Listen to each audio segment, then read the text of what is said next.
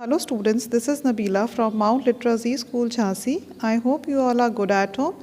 So let's begin with a new lesson today, that is force, work and energy. In this lesson we are going to learn different types of forces, work and energy. Let's begin. We know that a force is a push or pull acting upon an object.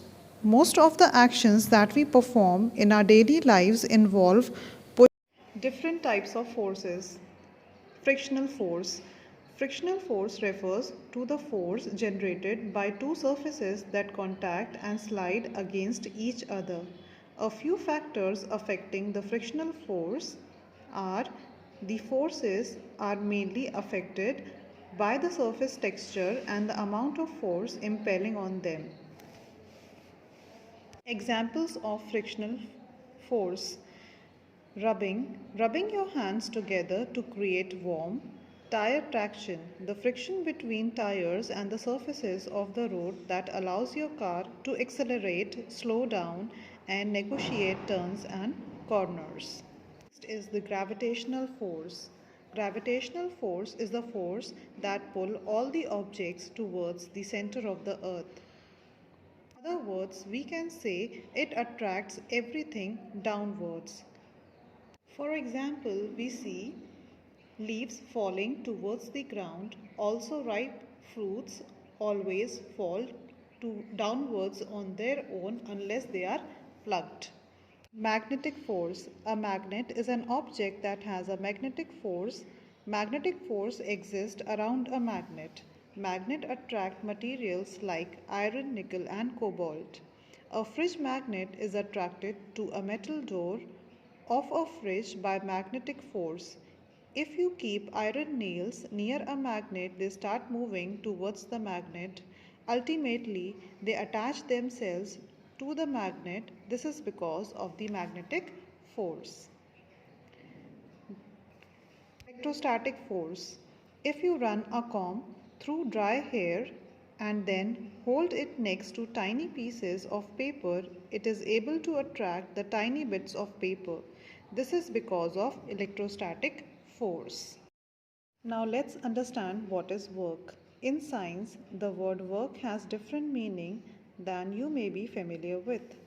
When we move an object from its position, we say that work is done. Think about playing football. A football cannot move by itself. You must kick it. You use energy to move your leg and kick the ball. The football rolls across the field to score a goal. You have just done work.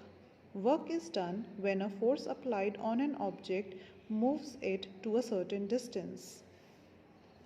Energy. To do work, energy is needed. That is why your parents tell you to eat proper food so that it gives you enough energy to work.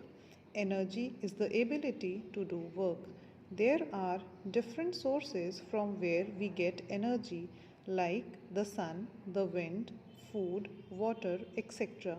Some of these sources are renewable, that is, their supply is unlimited. There are other sources whose supply is limited. They are known as non-renewable sources of energy. Let us see what are these.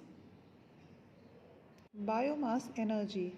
Biomass energy or bioenergy is the conversion of biomass, that is organic material originating from plants, trees and crops, and essentially the collection and storage of sun's energy through photosynthesis into useful form of energy such as heat, electricity and liquid fuels. Geothermal energy. Geothermal means earth heat. Geothermal energy is a renewable source of energy because the water is replenished by rainfall and heat is continuously produced by the earth. Hot water or steam from below the ground can also be used to make electricity in a geothermal power plant. Tidal energy. The tides of the ocean can be used to produce energy.